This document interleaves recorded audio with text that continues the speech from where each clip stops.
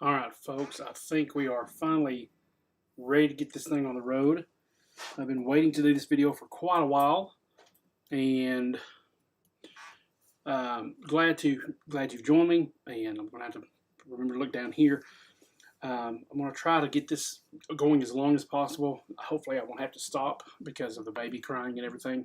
I think she might have just put him to sleep, so I'm trying not to be too loud down here. He's right above me in the room above me.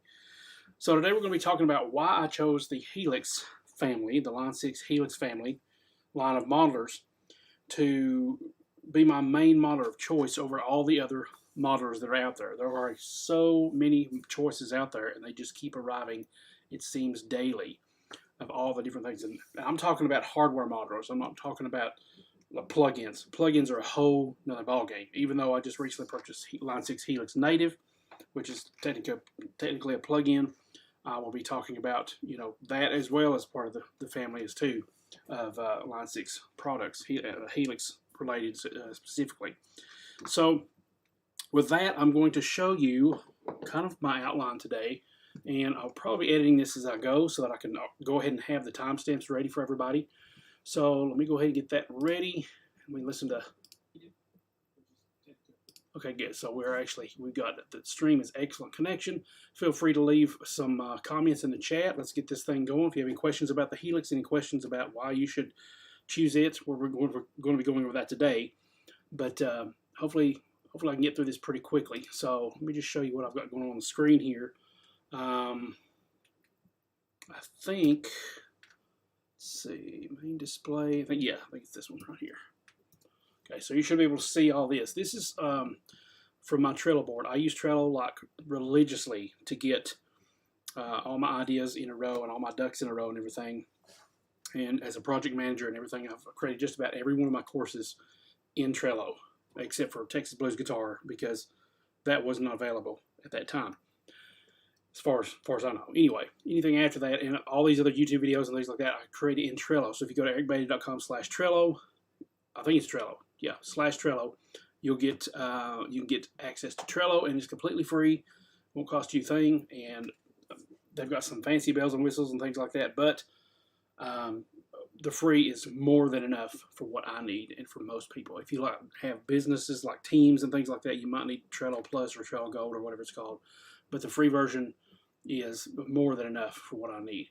So here's some ideas why I chose Line 6 Helix family over other monitors as compared to Kemper. We'll talk about Kemper, Axe FX, Quad Cortex, Zoom, Headrush, and other generic modelers like Moore, Nux, and some other NuX and some other ones. So first of all, I will leave a link to this in the show notes. I haven't done it yet. Matter of fact, I think I can do that right now as we speak. We'll leave a link to this Reddit thing here. Let me just go back to this screen just in case.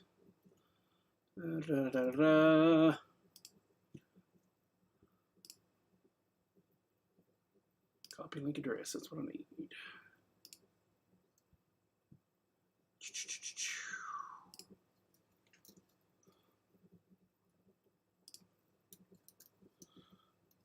Let's see here.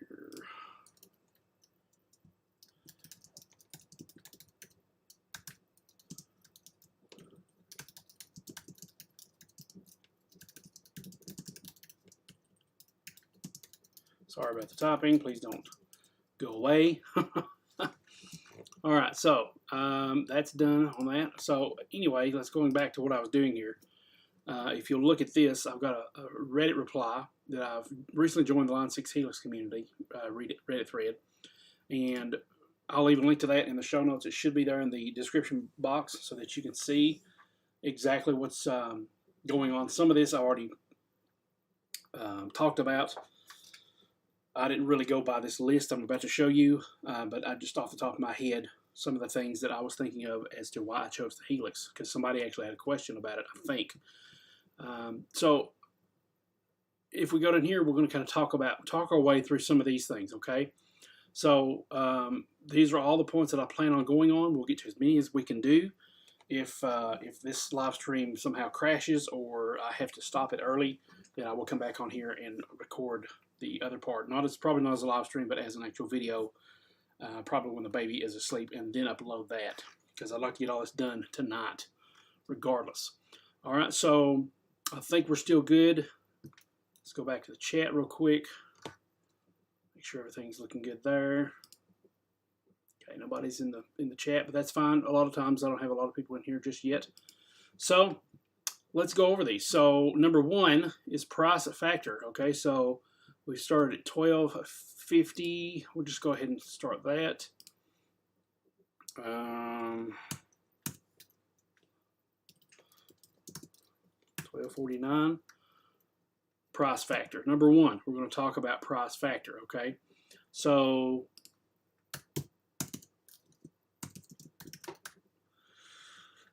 the price factor for me was a big deal as far as choosing a Helix. Let's preface this beforehand. I've been researching a lot on these modelers because I was ready to get one. I'd saved money for one, and I really wanted to up my game. Okay, and we'll talk about another model that I have right now, which is the reason that I decided it was time for a new one.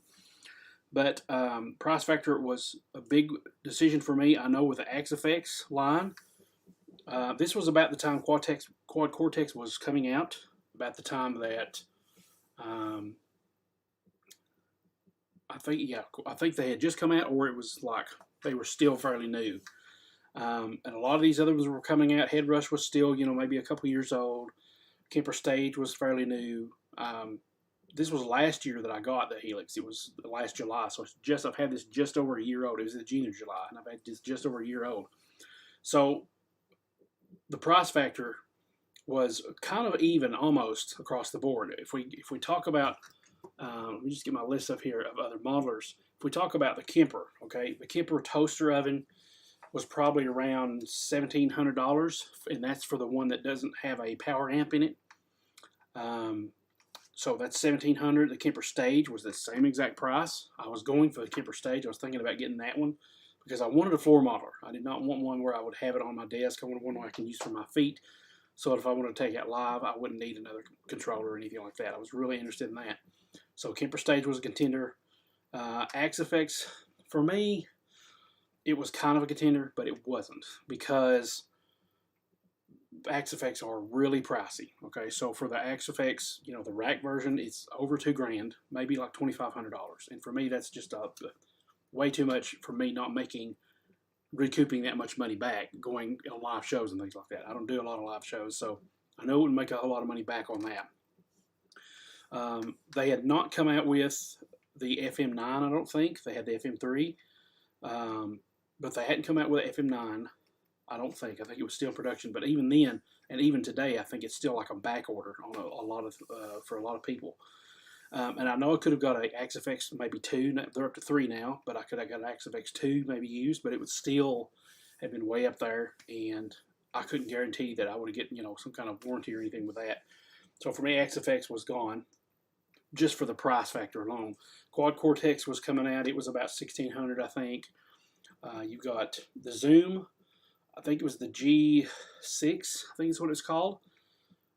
It was pretty reasonable as far as price goes. I think it was $799, and that for me that was very appealing. You go from $2,500 to $799, or $1,700 to $799, and that was very appealing. The Headrush I think is about $700, $800, maybe $900, and that was for the big Headrush pedal board. The Headrush M5 I think is about $400, but I don't think it had just come out yet. It's still fairly new. And as far as the other modelers like Moore and NuX, for me, those were really no contest compared to the others. Compared to Line 6, Axe FX, Kemper, everybody else that I've mentioned, they were a no contest. So I didn't even consider those. So for price, as far as the Helix goes, a brand new Helix was, I think, around $1,700, seems like. But they had a few more options. So they had a full Helix. They had the Helix LT. They had the HX Stomp, and they hadn't come out with HX Stomp XL yet. Pod Go was another contender. I thought about getting a Pod Go, but I thought for myself, for what I wanted it for, I felt like that would be settling. So I didn't want to do that. Okay, good. I was worried that I hadn't turned on the microphone this whole time. Rev J Beatty. Hey, Dad. How you doing? It says I got to sign in to chat. I thought I was already signed in. Open window browser. Dad's watching. All right, so looks like I'm signed in. I think I can. Okay. All right, so I can type chat there. I'm not going to be doing a lot of chat. I'll be answering questions vocally because it's a lot easier to do. So going back to the Helix family, I had a lot of different options. The Pod Go for me, I felt like I would settle. I would be settling. It's made of plastic. Yes, it's pretty good quality, but also you have the limited amount of slots that you can use. Excuse me, I'm taking a drink of water. You have the limited amount of different slots that you can use for different effects. There's always an amp block. There's always an EQ block. There's always a volume block. Always a wah block. So out of all 8 blocks, you only have 4 that are assignable in any order, I think. So I didn't want to fool that. And let me go ahead and put this down for right now because I'm not going to be playing it anytime soon. All right, so there, that's better. So with all of those, and that being said, I chose the Helix LT because I got it on a good deal on Sweetwater. I think that's where I got it from. And I'll probably leave some links below. I'm not going to go back and leave links all the time, but I'll probably leave some links below as far as that goes. So let me just say links to include.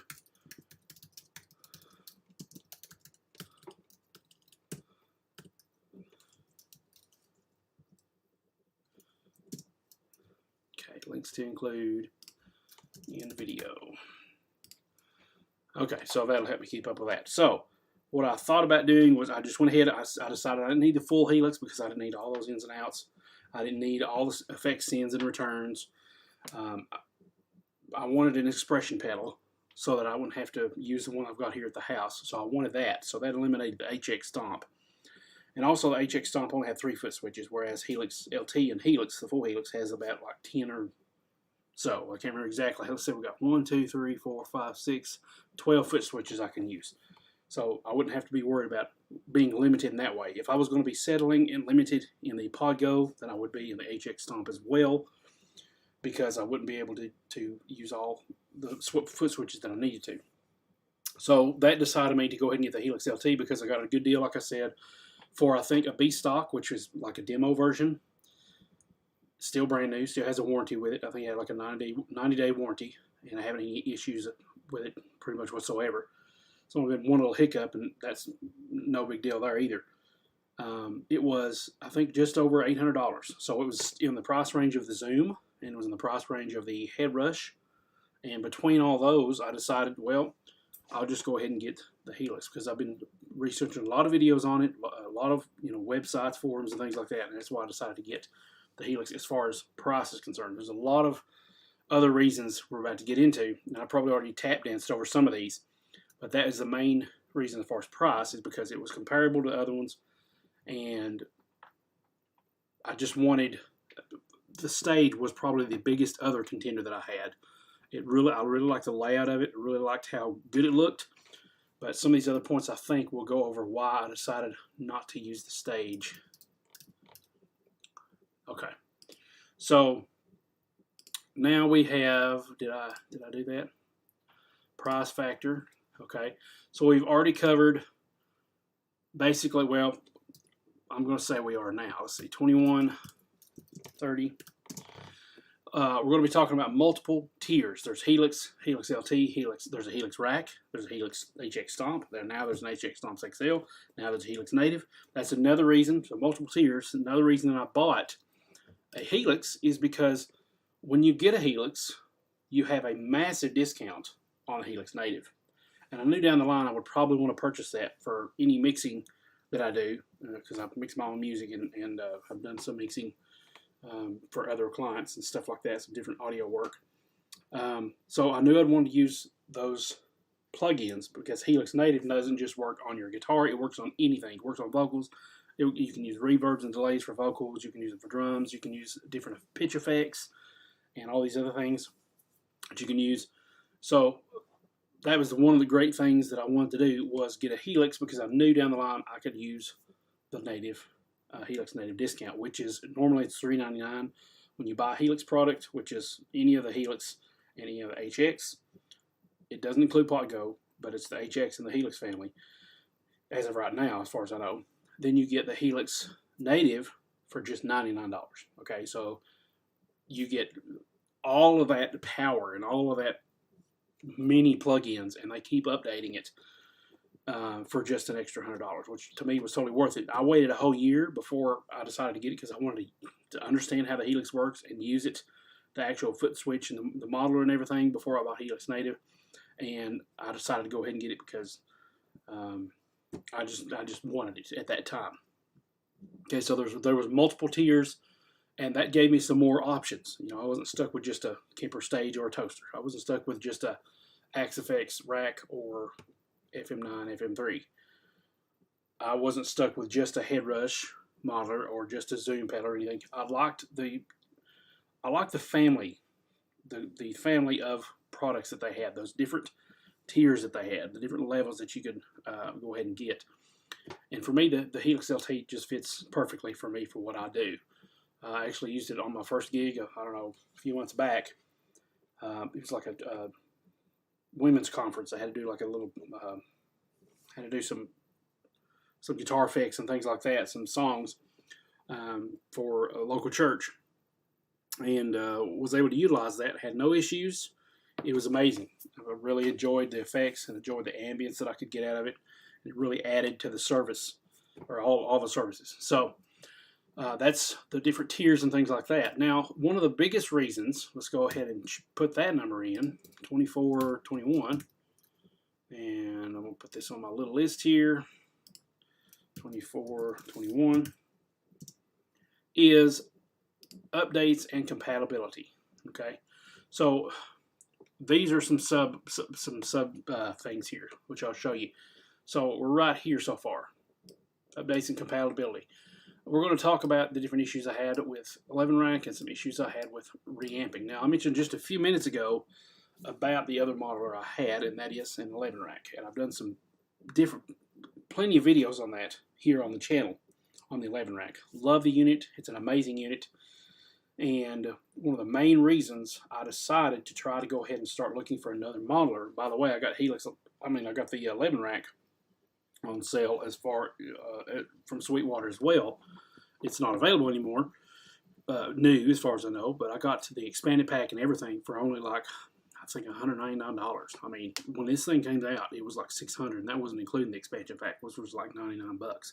So it's in the same price range as some of the ones that we see today. But with the issue I was having with the 11 rack, and you probably know this if you've seen any of these videos lately, is that I use Mac. So as the Mac OS updates to a new OS every year, I usually give it about 2 years before I even go to the next upgrade for where I'm at, because of all the plugins and everything being compatible with all the different OSs and operating systems. The 11 rack is starting to become obsolete, because as it went from, I think it was Catalina, was the very last OS that Avid was going to, or had, been upgradable to, and be compatible with the 11 rack software and hardware to use in Pro Tools or whatever, to use for reamping purposes or whatever. And so after that, you had, I can't remember the order of these, but you had Mojave, you had Big Sur, we've got Monterey now, the next one's coming out, I can't remember what it's called, it's coming out in October sometime. And so every year they come up with new operating systems. Well, Avid is supposed to be developing updates until about 2024. Well, they have not really done that, and they've kind of dropped the ball where 11 rack is concerned. And so I was finding issues that I couldn't reamp. I couldn't go back and re-record my dry signal into a different amp in the 11 rack. And I couldn't, as of right now on Big Sur, if I show you this, I don't think it'll work. I'm going to go ahead and turn this on, and it might work. If I open the 11 editor, make sure I've got the right screen. Okay. If I open the 11 rack editor here, right here, 11 rack editor. It's already showing issues in Big Sur, because I just recently updated to Big Sur. But it's already showing issues in Big Sur where the editor that edits all the things will do this. See this? It's cutting out. And the only way to fix that is go here to show the window, remove it, and then show it again. But once you make any change, it's going to do that same thing again. So that was one of the big issues there, is it's starting to not recognize 11 rack editor. And if Avid's not been updating the main hardware firmware drivers, who's to say they're not going to be doing 11 rack editor anymore? There was one of these third-party plugins that you could use. I forget what it's called. It's something to do with 11 rack, but you should be able to load or import and export your different presets. So all these different presets you have, like, see, now I can even see all the different presets here. So if I go to this, all these different presets, I should be able to save to my computer, or I can import to my computer, okay? Or, excuse me, save to my computer or save to the 11 rack, or I can import from my computer onto the 11 rack. Well, if this is not able to do that, which it probably won't be in the next update, then, which would be Monterey, then I can no longer rely on being able to export and share presets and you know, get all these other presets that I have access to. There's over like 4,000 presets from a guy named Benoni Studios, Benoni, B-E-N-O-A-N-I Studios on YouTube, and I forget what his, give me a second, I forget what his address is. 11 rack, is it that? Yes, 11rackusers.blogspot.com. If you go to that website, you will see there is a place where you can download 4,000 plus different presets, and all those are, ooh, that's weird. Hopefully I didn't just mess my 11 rack up. Let me go ahead and close that 11 rack editor out. Turn the power off of this and turn it back on. But you can download and use over 4,000 presets from his website, and you can, and a lot of that is just little tweaks here and there, like maybe he changes the access on one of the mics. I'm looking at my light instead of my camera now. I've got dots in my eyes. The access of the mic, or the distance of the mic, or a different kind of mic. It'll be a little tweak here and there, or a little move on EQ or something like that, and you can kind of really finely hone your tone that way. Okay, good. I didn't mess my 11 rack up. So all kinds of different things you can get for this, but if I can't load it, then what good is it? I can't really access this because it's not talking to my computer. And like I said, there was another, I don't know if I've got it on here or not. I don't remember what it's called. You'd have to look it up. Something to do with 11 rack third-party plugin that you could use that will allow you to not use the editor, but use this plugin to load and unload and export and import presets for your 11 rack. And from what I could, every time I tried to use it, there was some component missing that I couldn't use because it had something to do with GitHub, which is a lot of developer code stuff, and I didn't want to fool that. So basically what it came down to is the only thing that you can use to import and export presets and things for your 11 rack is 11 rack editor. And as you saw, it is not really working very well. And so I can still use it for live if I need to, or recording or whatever, but it's not very useful on the road because they basically left it to die in a wasteland and be obsolete. So that's the main reason that I chose a Helix right now, is because of updates and compatibility. So for Kemper, at the time, they hadn't had any updates in a long time. Then they came out with a massive update with drives and reverbs and things like that. But they're known for taking a very long time before they update anything. Okay, the most recent update that they've had as far as hardware is the Kemper stage. but their software updates are known and notorious for taking a long time. As far as the Quad Cortex, when it first came out, there were a lot of issues with updates as well, and they've just recently released an update, but it's been a while since they've done that. If it might even be the first or second update since they've released it. And I definitely didn't want to get Headrush because Headrush is owned by the 11 people. Now I know Avid took that over from DigiDesign, the 11 rack, but the same people that do 11 do the Headrush. It's basically the exact same thing as 11 rack, but more modern, more up to date. Same tones, same settings, maybe one or two things that are new. Definitely new hardware, touchscreen, and all that. And I definitely did not want a touchscreen. We'll go over that here in a little while. But it's basically the same thing. And knowing what I know about 11 rack, I didn't want to get something that would not be update compatible years down the road. So far, Line 6 has been on top of the game as far as updates are concerned. And since I've had the unit, they've came out with, I think, maybe 2 updates in the last year. But they've been massive, pretty much massive updates. And so that's one of the main issues there was updates. I definitely wanted something that I could rely on. Okay. Next issue here, Footswitches. Now I kind of talked about this, but why not a Kemper stage? Okay, so let's take a look at what a Kemper stage is.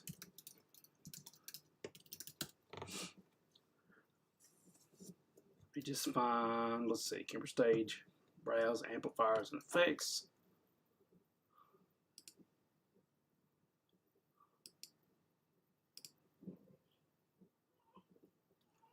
Oh, I think you may be hearing the baby. I hope not. Kemper profiler stage. Okay, so we have a floorboard. Can I get it? Okay, there's the front view. All right. So, if we go to this screen, we see we have the Kemper stage. Okay, it's a very nice looking unit. I'll admit that. I'll grant that. Now they do have a rig manager app. That's one of the few that has an actual app that you can use on your phone. But I don't want to be messing with stuff on my phone. I'd rather have it on my computer. But if we look at this, we have just as many Footswitches, pretty much 1, 2, 3, 4, 5, 6. Another row of 6, so we've got 6 there. Okay, we've got a lot of ins and outs here, pretty much the same as a Helix regular.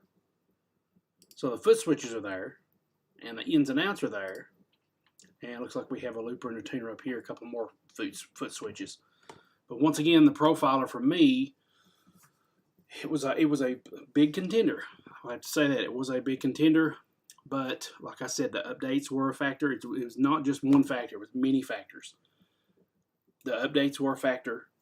The tones I could get were a factor. Now, I know the Kemper and probably the Axe FX are the 2 biggest names that have the most amps because so many people can profile. And that's another thing I didn't go for the stage. Actually, there is a profiler, looks like, on the stage that you can use. But I don't have any amps to profile. It's not going to use that feature. So that kind of eliminated that in the Quad Cortex in that sense. Other people profile stuff, and the Line 6 has enough profiles, models in it, that I don't want to have to worry about that anyway. As far as IRs are concerned, that's a whole nother rabbit trail I didn't want to fool with. And the cabs and the Helix, hopefully they're pretty much due for an update, so that should be happening hopefully soon. But there's so many, it's just like going down a huge rabbit hole with profiling I didn't want to fool with. So with the with the Kemper profiler here, price was a factor. Once again, it was $1,700. The Helix LT was about a little under half that, I think. So $1,600. It was $890 something, I think. So it was about half the Kemper for pretty much the same power, maybe a little under since it can't profile the Helix. But the main thing is, like I said, updates. I knew Kemper wasn't doing many updates. This is the first piece of hardware they came out with since the toaster in a long time, pretty much, or the rack.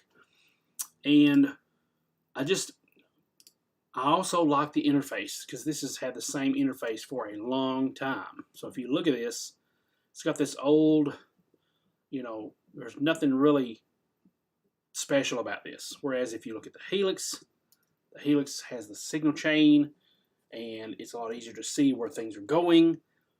And I don't know, it just made more sense for me to get the Helix in that sense. So that's one of the main things there is why I didn't choose the Kemper as far as that goes. All right, let's go back to my notes here. Look, first of all, let's go ahead and check the chat. See how the chat's doing.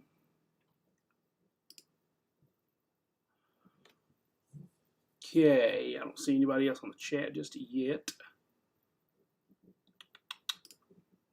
Nope. All right. So let's get to the next point. 3808.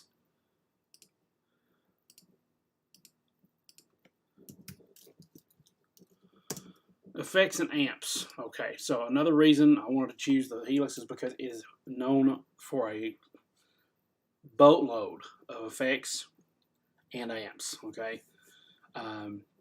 Yes, as I said, Axe FX, they have like over 2,000 amps in their rig or something like that. That was a big... We'll get to that here in just a second, why I didn't want to get the Axe FX. Another reason why I didn't want to get the Axe FX. But as far as effects and amps, Helix has been well known to be right up there with some of the Axe FX. Oh, excuse me. Some of the Axe FX effects. Axe FX is well known for their effects, and they've been well known for their effects for a long time. But Helix is right up there with that. And I knew, like I said, Headrush. I'm very familiar with Headrush because I own an 11 rack, and I know what Headrush is capable of. They have maybe a few more effects that 11 rack doesn't, but I'm already familiar with those, and I wanted more possibilities than what Headrush, I believe, in my opinion, could offer.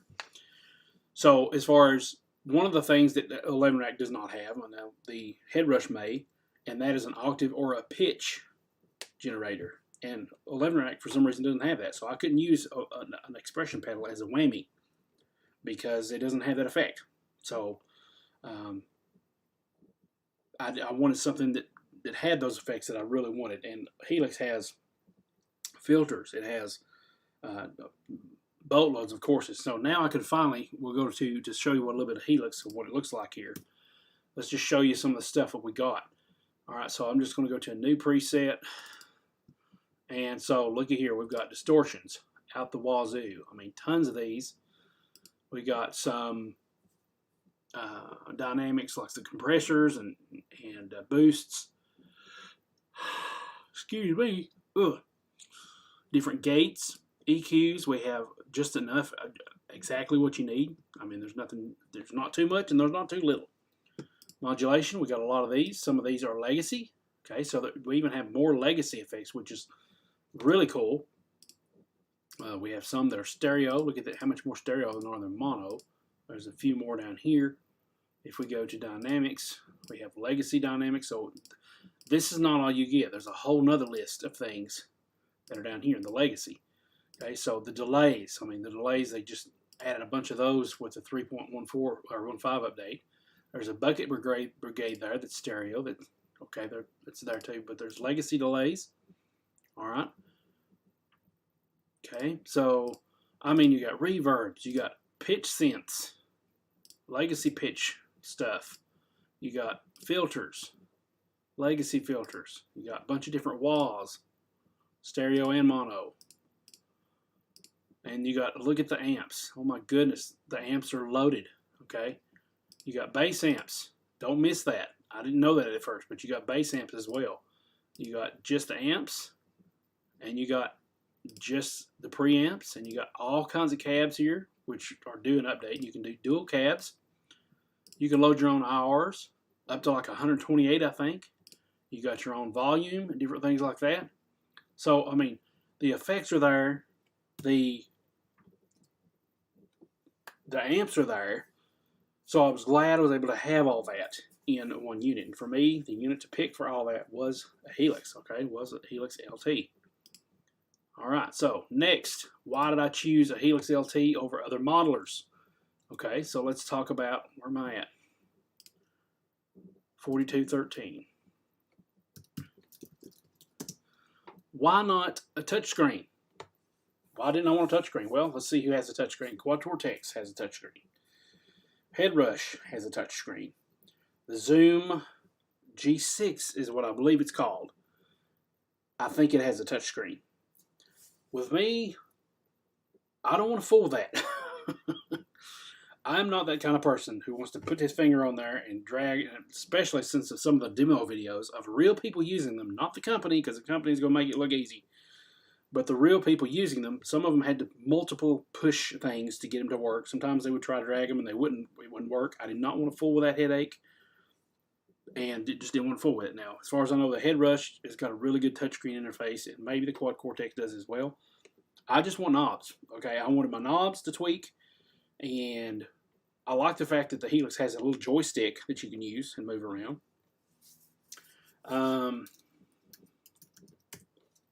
Okay, I don't think that's on here. If it is, we'll talk about that. I don't see it, but the other thing I would mention there is the Footswitches for the, what is it called? The Helix. I'm getting tired, folks. Not much sleep with a baby now. But the Footswitches, the cool thing about those on a Helix is they're touch sensitive. So you don't have to push them down. You can just touch them and it will bring up the parameters for the thing you've assigned it for. So if I use my joystick to highlight, let's say, a delay, and I touch a foot switch, Helix will ask me if I want to assign the delay to that foot switch. I click yes, and now anytime I need to get the delay to turn on, I hit the foot switch, stomp it in, or if I need to change parameters, I don't have to use the joystick to scroll all over again. I just press the foot switch it's assigned to, just touch it, not press it, but touch it, and it goes straight to that delay, and I can start assigning parameters with all the other knobs. I do not want a touchscreen on a modeler. Simple as that. I want to be able to use the knobs just like I would with an amp. Okay, now there's a video I did here on Helix a while back, and I talked about how it's not like an amp. I think it was the Helix, how to navigate the Helix, navigating the Helix. That's the video you might want to watch if you're new to it, and it will show you how to navigate it, the basics of it. And I talked in that about how it's not exactly like a traditional amp in that sense.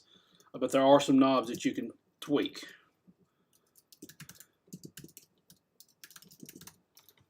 Okay. So as far as that, that's why I did not want a touch screen. Okay. So the other thing, the other issue that arises then is 4514. The other issue that arises is, why did I choose a Helix over an HX Stomp and similar smaller modelers? Once again, like the Moore and the New X. Well, once again, the Moore and the New X are out of the picture for me because they're not on the level for me as the Line 6 and some of the others. But why did I choose a Line 6 Helix, or Helix LT in my case, over an HX Stomp? Well, I've kind of already went over that, but just to reiterate it, and just so we can have an actual timestamp assigned to it, let's talk about that in the sense that I wanted an expression pedal to be included. Okay, number one, HX Stomp and HX Stomp XL does not have that. Number two, I wanted the foot switch capabilities. Helix has 12 foot switches, HX Stomp has 3. And one of those is most of the time a tap tuner. Okay, so you're basically looking at 2 foot switches. You're tap dancing between 2 foot switches. Yes, they can be assigned to multiple things at once, but that's just too limiting to me. Now later down the line, I wouldn't mind having a Pod Go or a HX Stomp just for portability's sake. That would be nice. So I don't have to lug around the big Helix if I want to go to the bedroom and practice, or if I want to go come downstairs or in the living room, whatever. I can leave my main Helix down here unless I go to gigs or things like that. That would be good for that. But HX Stomp only has 3 foot switches. HX Stomp XL has about 9 or so, 8 maybe. So it has more, and that would probably be enough for me. But it wasn't out at that time, once again. And once again, the HX Stomp does not have a included expression pedal. So that's out of the water. That blows those out of water. That leaves me with the Pod Go. Okay, now once again, the MX5, I think it's called MX5 from Headrush, I think it has maybe 3 foot switches and an expression pedal. The full Helix, I mean the full Headrush, has a bunch of foot switches and a full effects pedal. But like I said, I don't want a full Headrush because of my worries about the 11 products. Okay, not to say that they haven't changed and they're not under Avid anymore, but I didn't want to chance it. So for that would leave for me in that sense then a Pod Go. Why not a Pod Go? It has a lot of foot switches and it has an expression pedal. But once again, there's always a quid pro quo, a give and take. Okay, yes, it has all that, but then look, it doesn't have. You can't do dual amps. You can't. You have 4 blocks that are always assigned to the same thing, so you only have 4 assignable blocks. The Helix, you can have 4 effects paths or 4 signal paths. You have an A, a B, and 1 A and B, and 1 A B, and then 2 A B. So you have all these capabilities for different routing options. Now, for me, that was a big learning curve, but I'm finally starting to get the hang of it the more videos I watch, especially by John Cordy. He's the guy to watch mostly for Helix stuff. There's other people that I've recommended, but John Cordy is the guy that I watch hands down first before watching anybody else's Helix videos. All right, so yeah, so that's why I wanted a bigger Helix. Now, I've got some other little bullet points here that are coming out from this why not similar effects, and one of them is Axe FX. Now, this is one I was talking about earlier. I've already mentioned Headrush. I was holding out for 11 rack update. In other words, I was actually wanting to, hopefully they would update if they're back in the business of 11, then maybe when Avid, their license run out, their firmware updates run out, like they say they're supposed to in 2024, maybe the 11 rack will be up for an overhaul. Okay. Not only that, but since it's still such a popular thing, maybe 11, the company 11, will take back the rights to 11 rack and they can start updating the current hardware. So I'm holding out for the ability to run the 11 rack in more of a modern day thing. Maybe dual amps, maybe a different more cabs, because they already have a different line of cabs. Maybe being able to import your own IRs, things like that. I'm holding out for that. There's no reason they couldn't do that. I mean, that's just crazy to have such a good unit and it just goes to waste because nobody's doing anything with it. I'm holding out for them to be able to do that. So that's why another reason why I don't want a Headrush, because I want to see if they're going to update the 11 rack. If they do, I already have one. Okay. But the Axe FX, here's one thing that I didn't want Axe FX for. I mentioned the price. The main reason is all the tweaks and all the options that an Axe FX has. Okay. So for me, 2,000 amps is one thing. And they say that Axe FX has like, the Fractal stuff has like 2,000 amps plus. So there's constant trying to find what you want. But not only that, there are constant parameters that you can just go down for hours just tweaking. Not only do you have the main amp controls like mid, treble, bass, presence, resonance, all this other stuff, bright switch, EQ stuff, drives and all that, but you can go down the rabbit hole even further. They've got like a whole sidebar on their digital editor on the computer, the whole sidebar of like 8 or 10 different options besides the main amp functions or besides the main effect functions. So endless tweakability if you don't run Axe FX. And for me, it was kind of clunky. The signal chain and everything and all the different menus and all the different ways to get different places, to me it was just too much. I did not want to be that tweakable.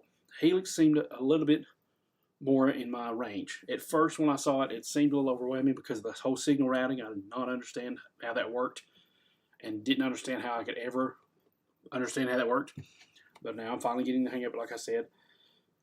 But once I started looking at Helix videos, then I didn't have any issues whatsoever understanding how to navigate to things. I didn't even really have to use a manual. That brings me to another point real quick. I'm going to put this in front of me so that I do not forget about it. All right, so is that on here? Okay, it's not. So let's go ahead and talk about that real quick. The Helix has, it's so intuitive, okay? So check this out. This is the And you might not be able to see this. I don't know. Let me check my screen to make sure it's showing up. Okay. This is the Helix cheat sheet. This comes with a Helix and a Helix LT. May even come with a HX Stomp. This is genius, okay? It does not come laminated. I had it laminated, and I don't recommend it because of, see all the bubbles? It turned out to be a terrible job. Anyway, I talked about that on another video. But they say if you learn everything on this sheet, front and back, then you've learned 90% of how to operate the Helix. That's saying a bunch. If one sheet of paper, front and back, is all you need to run a huge model like that, sign me up, okay? Because it's just amazing what you can learn with the cheat sheet and understanding it. And like I said, I talked about that on the Helix, the Navigating the Helix video that I did, which I'll probably leave a link to as well. So, yeah, I don't have to worry about tweaking too much because it's all easily understandable there. And just by fooling with it and messing with it, it's a lot easier to understand how to use it, how to work it. And if you don't know something, there's always the manual, which I recommend the manual. It's a really engaging and entertaining read. A lot of good shortcuts in there. But also there's tons of videos out there on how to use it. But I don't know, it just seems so intuitive to me so that I didn't have to worry about it at all. Okay, so let me add that little update. I'm not going to add this timestamp, but I'm going to put it as part of, it'll let me, part of this little sub bullet point here. Okay, so let's give me just a second. Let's check the chat. Nothing. Okay, yeah, nothing in the chat just yet. Let me take a drink of water real quick. I think we're about halfway through the video, guys.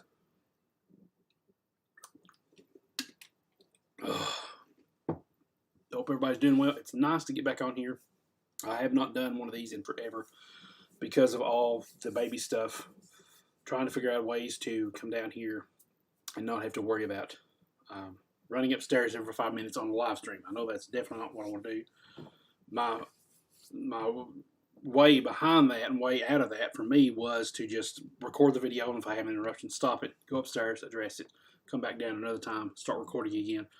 But that's just like, that would be my whole day probably if I had to do that. So I'm going to try to do more live streams, more videos kind of like this if I can. More talking ones too, because I've looked at a lot of my old live stream videos about, you know, my guitars and just playing the guitar and just the discussion about my writing and things like that. And I really enjoyed watching those, and I know I would enjoy doing more of those. So I'm hoping to do more videos like this where I talk, where I kind of discuss things, not necessarily have a guitar in my hand all the time. Okay, I'm looking for something a little different, maybe a little bit more of a change in that regard. And so if you like that, please leave this video a thumbs up because that will let me know. Please leave a comment below. Tell me what you think about this type of video. Tell me if this is informative to you. Tell me if this is something that you enjoy getting, you know, enjoy watching. And yeah, so let's continue here at 55:35.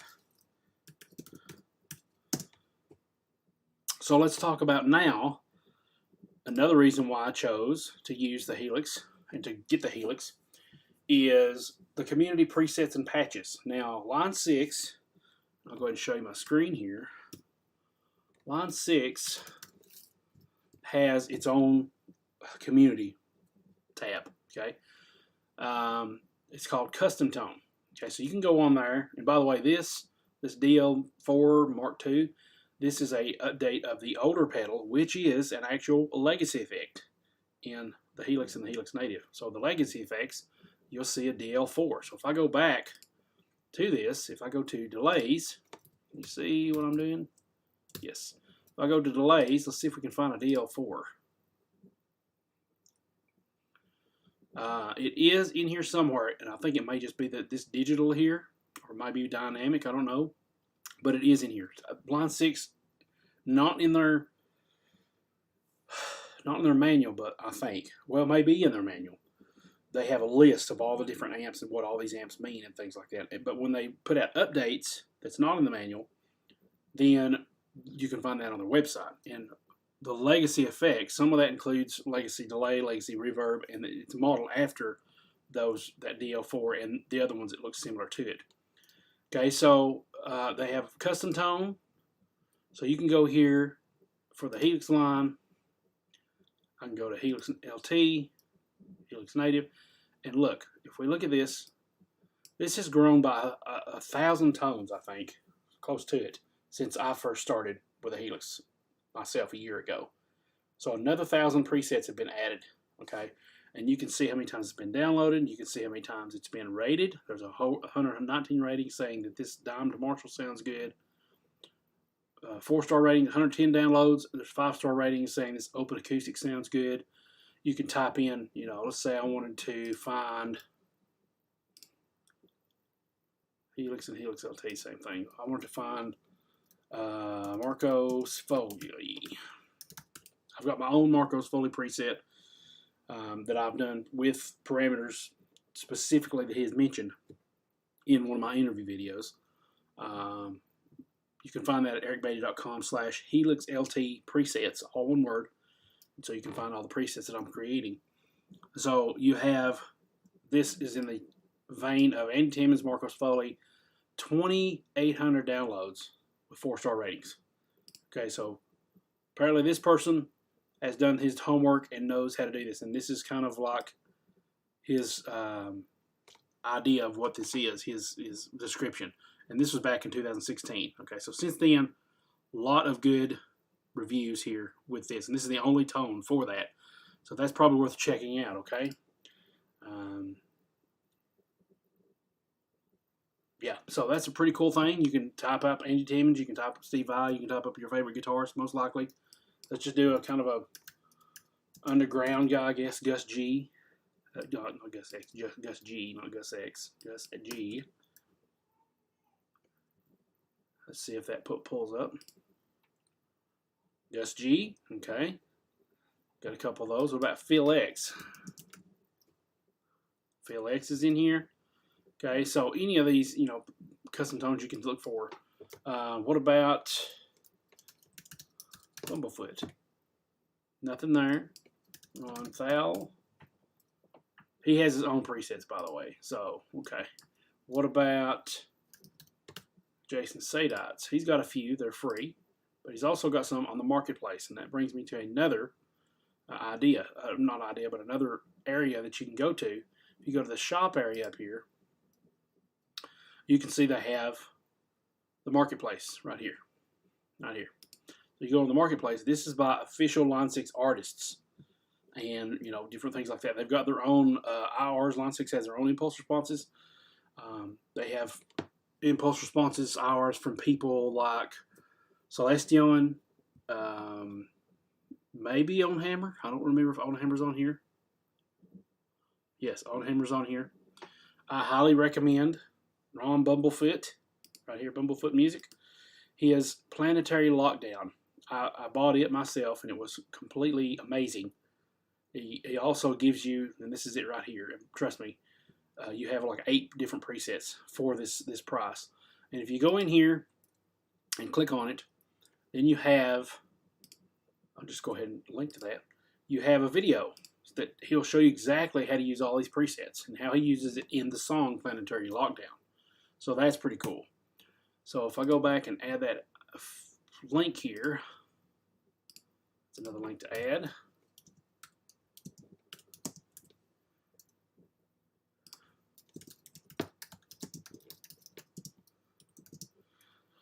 What was the other? Oh, my presets.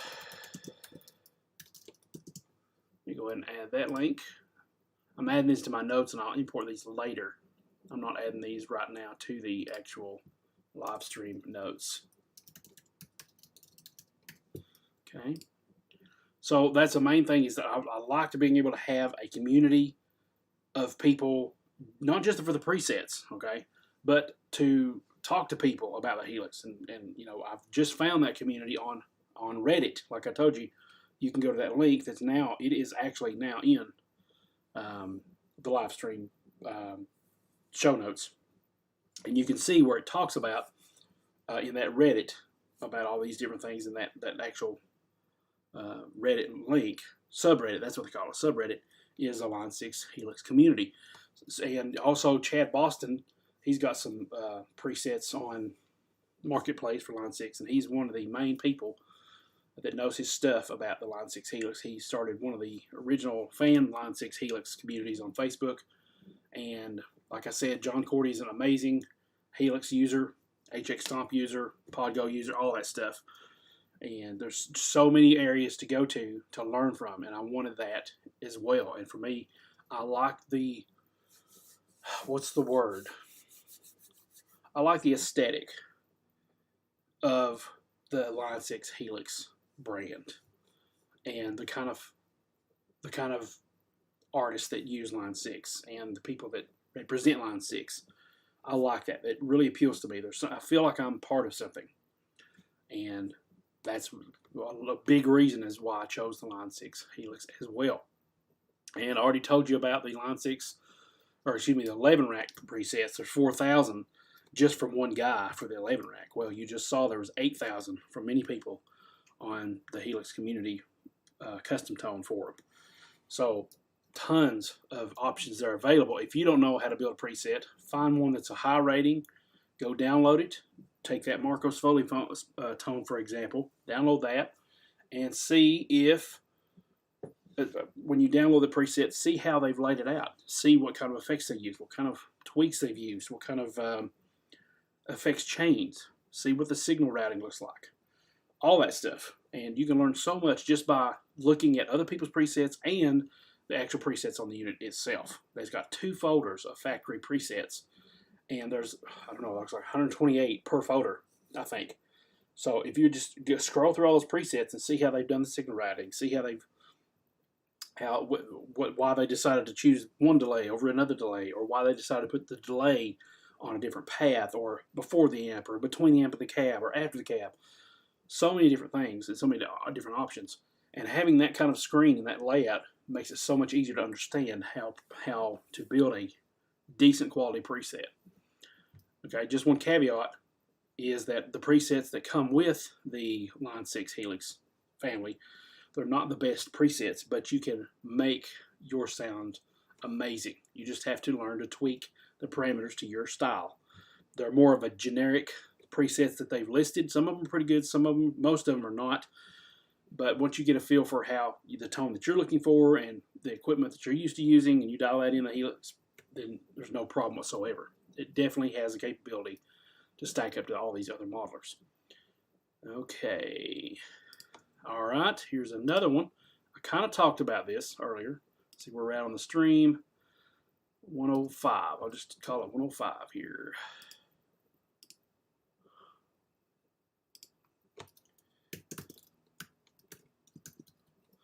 All right, we're going to talk about the learning curve. We're just about done here, guys. The learning curve.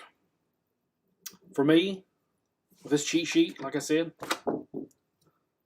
this cheat sheet here, and the manual that's super easy to, I love it. It's very intuitive. It makes you feel like you're actually tweaking a Helix because of the cool fonts and the cool pictures and everything, and the little sidebars with all the cool shortcuts and different things like that. The learning curve for me was super easy, especially since I was watching all these videos of how many other people use the Helix, and I found that they continue to do the same things. They would use the preset knob a certain way. They'd use the joystick a certain way. They would assign snapshots a certain way. Okay, snapshots was a big thing too for me. I know other modelers have scenes, or they'll have something else that are similar to a snapshot.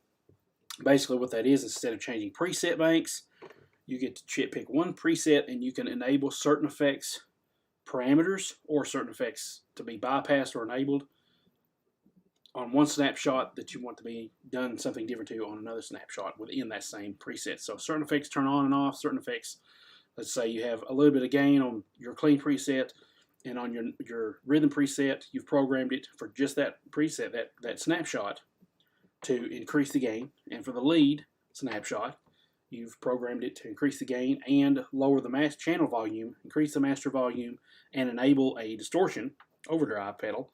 All these things can happen that quick with snapshots. And Axe FX calls them scenes. I think Quad Cortex calls them scenes. But those are just amazing. You can't do that on an 11 rack. You just can't. I'm not sure about Headrush and the rest of them, but snapshots and scenes are just, they are awesome. That's the only way I know how to put it. But the learning curve for me on the Helix was super easy. It wasn't hard at all. It was very intuitive. That's one thing I have to keep saying, is that Helix and the HX Stomp and all that is very, very intuitive. Now, just a caveat, nobody's paid me to do this video, but I wanted to do kind of an update on why I chose the Helix, because I've had it now for a little over a year, and I've just purchased Helix Native about a month or two ago, and I kind of want to give an update as to why I did that, and why you may be, if you're looking for a modeler, why you might want to choose Helix as well. So nobody's paid me to do this. This is my own personal opinions, and I bought this with my own money, okay? Both of them, the Helix Native and the Helix LT. So once again, the learning curve for me was super easy. I had no problems learning it, and because of everything that I've watched before, the signal chain was easy to understand. The graphic, the GUI, the graphic user interface, the screen was easy to understand. The buttons were easy, the knobs were easy to understand. The foot switches, the fact that you can touch them, I mean, super easy. I mean, they've really made it intuitive. All these are very easy to understand. If you check out these symbols here, might not be able to see those very well, but every one of these symbols, once you memorize those, you know that this blue squiggly up here says modulation. Well, anytime you see a blue squiggly, it's modulation. Anytime you see a circle that's green and it has some more circles in it, which looks like a big echo, well, that's delay. Anytime you see a 3D box, it's orange, it's reverb. I mean, super easy, not much of a learning curve at all. Like I said, you memorize a little bit of this every day, you've got the whole Helix down pretty much. Anything more advanced than that, just go to the manual, look up a YouTube video, and you got it. Super, super easy. Now, here's another reason that I really enjoyed Helix and wanted to use that,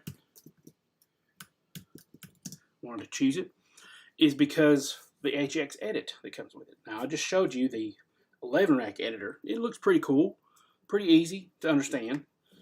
But then you look at this, and you see, wow, I've got 2 whole signals of DSP that I can use. Now, this is native. This isn't HX edit because I don't have the Helix unit with me. But the cool thing is, what you're seeing here is basically the same thing for the HX edit. You plug your Helix in, you hook it up via USB to your computer, and you pull up HX edit, and it looks like this. You still get the same factory presets. You still get the same other presets, your presets, arch presets, miscellaneous presets, templates. One thing I did find that I didn't really realize is when you go and you go into the settings for Helix Native down here, and you show that you do the different hardware compatibility. Excuse me. If I go to HX FX, or excuse me, if I go to HX Stomp. Now, the reason I even mentioned HX FX, and that's because I didn't want just effects, I wanted amps and everything too. So I wanted the whole package. So that's why I didn't even consider HX FX. So if I go to HX Stomp, yes, it's going to do this. But notice all these. These will change based on the parameters here. See that? Check that out. Let me close this. Now you've got effects. You've got an 80s craze. Okay. You've got DIR, so that's, I think that's direct out maybe. Yeah, you got different effects. You got direct. You got your bass effects. You got your acoustic effects, your keyboard effects, and areas to make new presets. So with Helix Native, I've got access to all this new stuff. Okay, but with HX Edit, it's just going to give you access to what you have bought as far as the hardware. So that for me, that's the Helix floor or the rack. Okay, so I now have access to all this because that's what would be on my HX or my Helix LT. So I love the fact that this is a very intuitive editor as well, because what you're seeing here is what you see pretty much on the Helix unit itself. The only difference is these sliders are a little bit bigger as far as taller. They're not little lines. They're kind of like bigger sliders, and they're all laid out for you. You don't have to worry about paging over like you do on the unit. Everything is laid out for you. You can see everything better because you can see all the amps here rather than having to scroll through a big list. You can see what they look like, so I can change this to a grid view and I can get a better idea of what these amps are modeling. Okay, so there's a divided duo, there's a derailed Ingrid, train wreck, US Princess. If I go to, there's a high watt, just past it. high watt right here. If I wanted to see a triple rectifier or dual rectifier, here's a Cali rectifier. Okay, Mesa Boogie, Cali Rhythm. In other words, that's a Mark 4. I think is what that's about. Yeah, Cali 4 Mark 4. That's the rhythm channel. This is the lead channel. There's an angle, but you can see the little A and GL there. You might not be able to. You can definitely tell these are Marshalls, Brits. There's your orange, which is the Mandarin. Okay, so all these different ones you can kind of get an idea of based on that.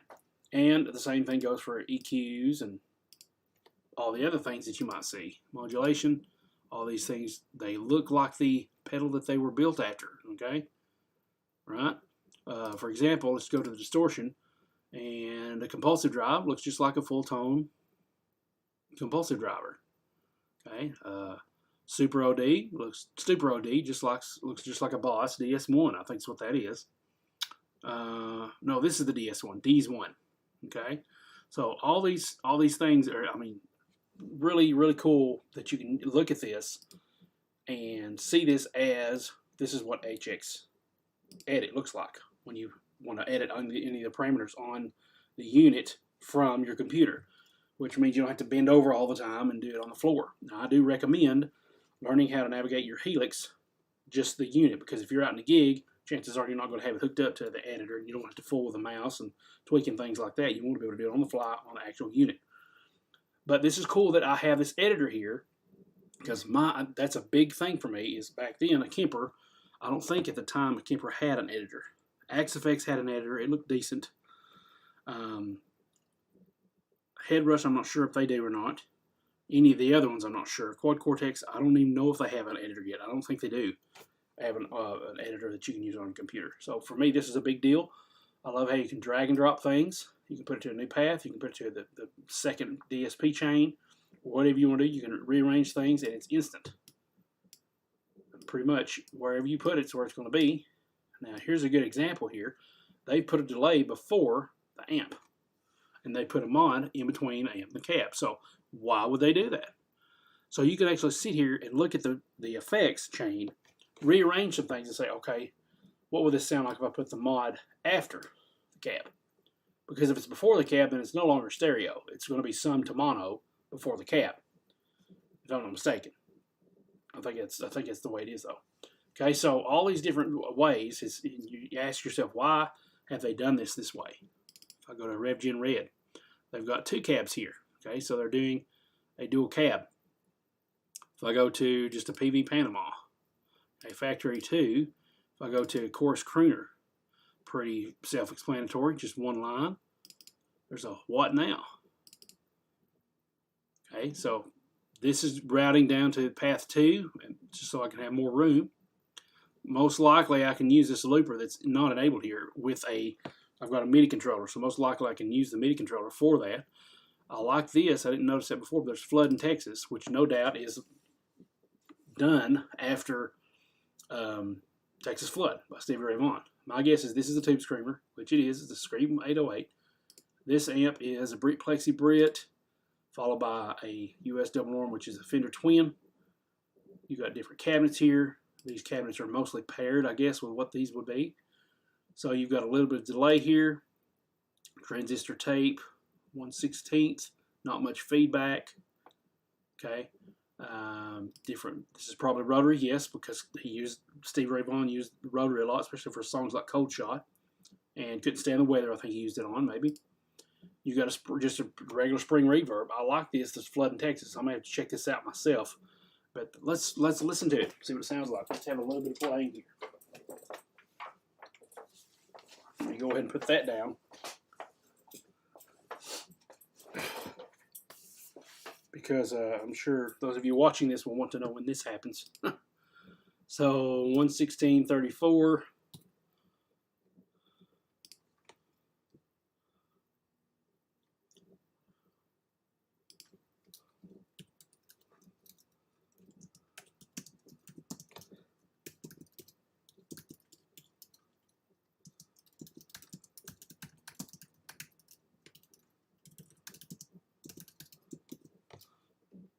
All right, let's go back to where we were. See what this sounds like. I think I might have my strap on backwards. There we go. So if I turn this up,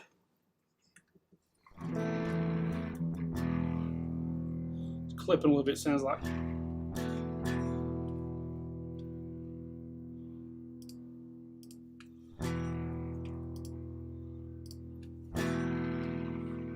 Very clippy, I don't know why.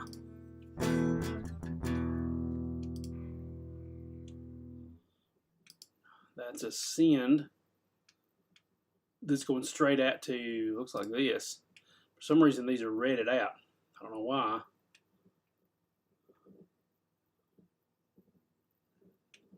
Tab 2B.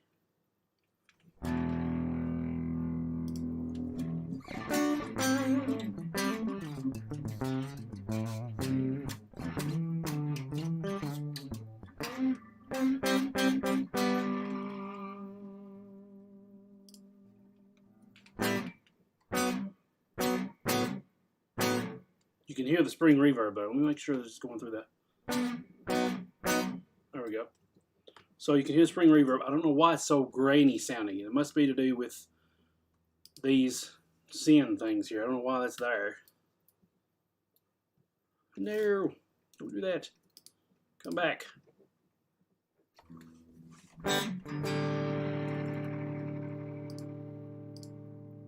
Restore, clear out blocks, restore merge. Okay, don't want to do that. Let me go back and undo that. What would delay sound like?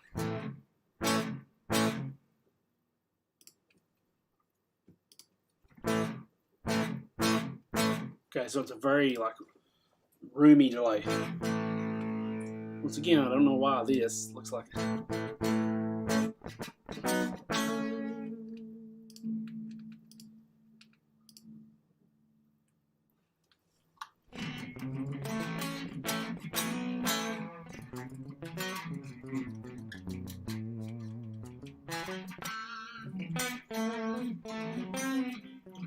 So once again, we have this reverb here is a spring, which is in the legacy section. Okay, I don't know. I'd have to read in the manual why this is looking like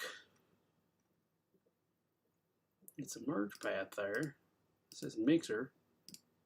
That says split. So it's going out to a different split. I don't know why it's red here. I don't know exactly what's going on with that. But anyway, this is supposed to sound like Texas Flood, but it doesn't.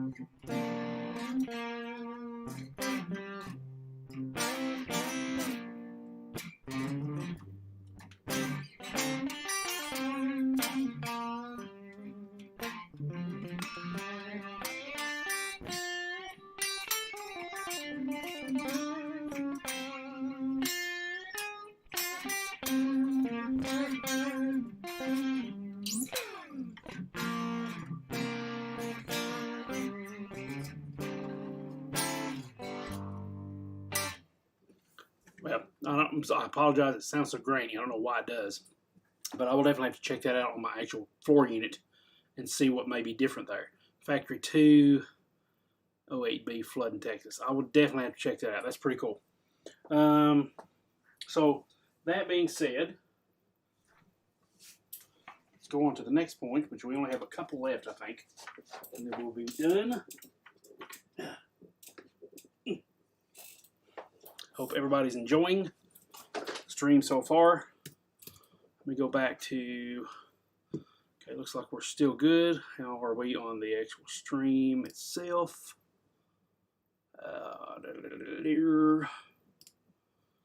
Excellent connection. Yes, good. No issues so far. All right. So let's go back to my list here. So that was all about the HX Edit interface and why I liked it so much. Okay, and I've already talked about this as well, but I'll just put a timestamp here just to reiterate it. 122.30. Another big reason to get the Helix over everything else is the Helix Native discount. I mean, you just can't beat that. Axe FX doesn't offer that. Kemper doesn't offer that. Quad Cortex doesn't offer that. And that is, once you buy one of their modelers, you get a massive discount on the plug-in for your computer for using in your DAW, not just for guitar, but for vocals, keyboards, just as effects, maybe as an amp sim, so that you can record dry DI signal into an amp and then reamp later. Which, by the way, reamping with Helix is worlds easier than doing so with the actual 11 rack. And it's very cool that you can reamp. Most of these FX units allow you to do that. And I'm kind of on the borderline as far as, do I want to go back and re-up a bunch of different amps if I'm not pleased with them, or do I just want to figure out the amps that I want and commit? And here's the thing with that is that you learn a lot from that, because once you reamp something you don't like and it's there, then you understand how to fix it the next time. Okay, so you can record like for me, one thing happened on that is I had recorded everything on my rhythm, and I had too much of a certain frequency, so that when I played lead, it was really masking the lead. So I had to kind of work around that, and next time I'll know not to do that same thing, which I think I had the mids pushed too much in the rhythm, and instead of scooped out, so the guitar would have a space to sit when I decided to do the solo. So most of the time I like to have my the reamp capability for the rhythms, so that I can change the rhythm if I need to, and the actual lead stuff. Not really background guitar stuff. I like to find those for sure and commit to those. But I like to, for any solo work, or even if it's instrumental and I'm going through it, it's all guitar stuff, then if I can't find the tone that I like, then I definitely will record that dry so that I can use it as a reamp. And the cool thing is with the Helix Native, I don't have to have two signals now. I don't have to have a wet and a dry. I can just do dry all the way through and then change to my heart's content. Whereas with the Helix, the floor modeler, you just have to go back and reamp. So the other thing is, and we'll use this as the last point for now, unless something else that I can think of really quick. 125.10. That'll be the marker we use. And that is what I've told you already. All the legacy effects that come with Helix Native. Not Native, but Helix, just the Helix line. The Line 6 family of that. So you not only get all the new stuff, but a lot of times they will be releasing new updates, and some of those will include some of those legacy effects. So you get not only just one line of things, but when you click on legacy, often there's as much or more effects, almost more effects, than there was on the regular effects. So you're getting worlds of effects and loads of different things like that. And I'm not mistaken, if I go to the amps, if I just go back to my new preset here, if I go to amp, okay, there are no legacy amps or anything like that, because they've not really been doing that until Helix came out. And they haven't really been doing any of their old amps anyway. I mean, who wants to model a Line 6 Spider? Not me. So they're going for classic amps. So there's nothing really legacy that Line 6 had before they came out with the Helix. But all the legacy effects, you get all those effects with it, and so you can play around to your heart's content. Virtually limitless opportunities to create your signature tone and other tones that you've heard over the years, and something new, especially with all the space agey stuff like big, huge choruses, big, huge reverbs, soundscape, I think is what it's called, sound something. That's a huge reverb that you can use. All the different pitch effects, all the different filters, auto walls, and things like that.